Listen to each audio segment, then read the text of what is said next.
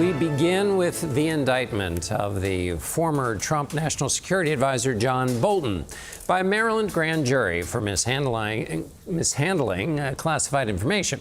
The 18-count, 26-page indictment alleges Bolton kept and shared secret information while writing his critical tell-all about his time in the Trump White House. CBS legal contributor Jessica Levinson is here to assess the charges. Jessica, how do you assess the charges? What do you make of them?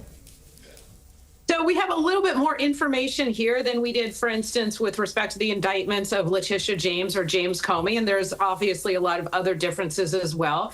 Essentially, what is being alleged here is that John Bolton kept and transmitted national defense information when he shouldn't have. We know from reporting and from the indictment that this largely focuses on the idea that he was keeping diaries and or transmitting information on an AOL account to people he's related to, which reporting indicates was his wife and his daughter. And so that's really the sum total of the allegations. His defense attorney already has said there's nothing illegal with keeping a diary. That's what he was doing. We've already resolved these issues.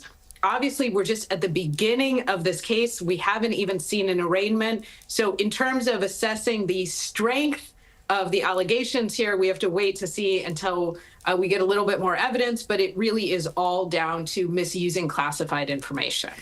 And Jessica, how much does intent matter? And can we put under the category of intent sort of should have known better?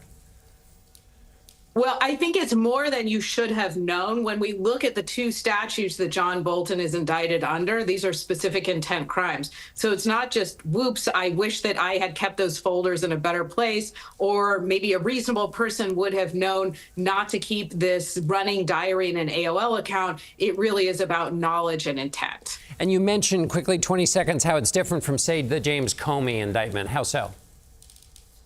Different crimes, no need to change the personnel in the U.S. Attorney's Office. When it came to the indictment, we understand that career prosecutors brought this to the grand jury, signed the indictment. Those things were not present when it comes to Letitia James or James Comey and those indictments.